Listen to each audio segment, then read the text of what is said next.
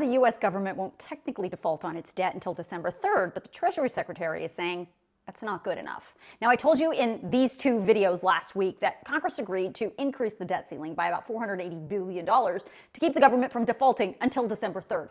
But the Treasury Secretary just issued this letter to the House Speaker and congressional leaders saying, basically, the train's already starting to come off the tracks. In the letter, Secretary Yellen says to keep the government from defaulting, she will use that $480 billion that Congress just allocated, but she's also going to have to continue using emergency cash conservation steps known as extraordinary measures between now and then to keep the government afloat. But that's dicey and makes investors nervous and the U.S. economy appear shaky. Again, raising or suspending the debt ceiling does not authorize new spending. It only pays the bills that Congress, both Democrats and Republicans, have racked up over years.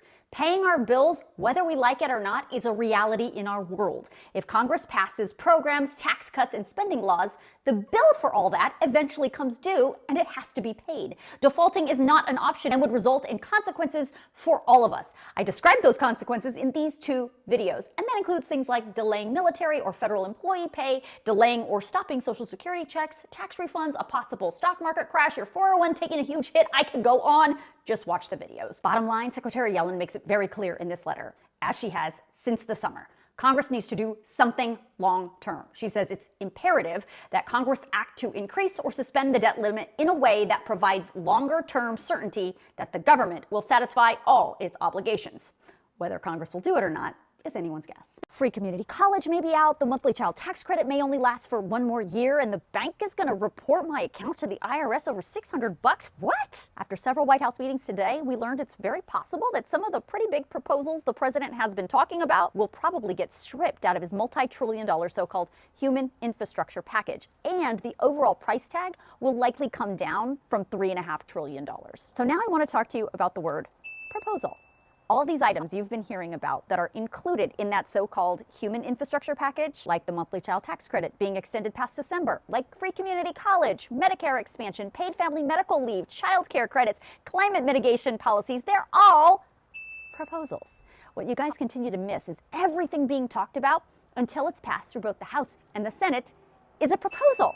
It's an idea. It's up for discussion. And that's the phase we're in right now.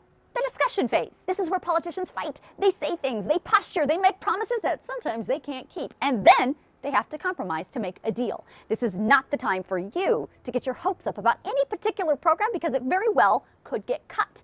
In the end, the only thing that matters is what deal can they make, what deal can pass through both the House and the Senate, and is that deal something the president is willing to sign? Now, I mentioned those White House meetings today, and some of the president's big ticket proposals may actually get cut. Now, I don't want to go into the details because even that may change. The negotiations will continue, and lawmakers say they want to have some sort of deal solidified by the end of this week. And when something is more solid, I'll let you know.